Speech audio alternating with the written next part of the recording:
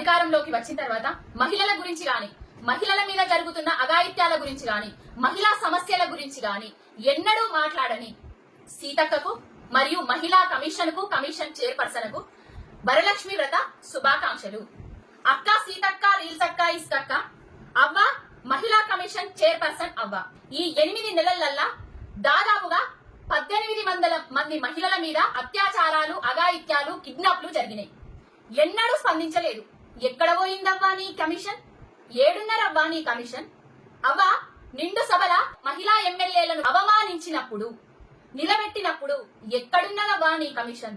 అవ్వ దళిత మహిళ మీద తాటు డిగ్రీ ప్రయోగించినప్పుడు ఎక్కడున్నదవ్వా తెలంగాణలో నీ మహిళా కమిషన్? ఎందుకు సుమోటోగా స్వీకరించలేదు? ఎందుకు కేసులు బుక్కు కాలేదు?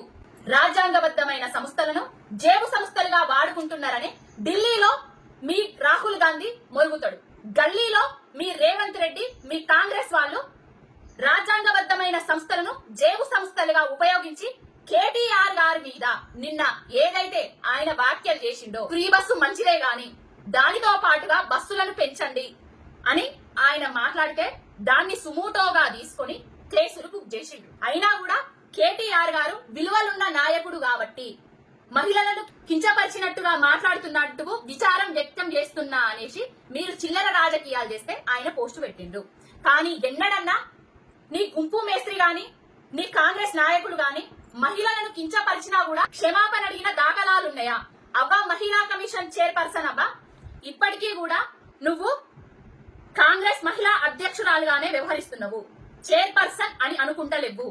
ఎందుకంటే నీ ట్విట్టర్ ఐడీలు చూసినా, నీ పోస్టులు చూసినా కూడా కాంగ్రెస్ పార్టీ చెప్తున్నట్టుగా ఆడుతున్నట్టు కనిపిస్తుంది.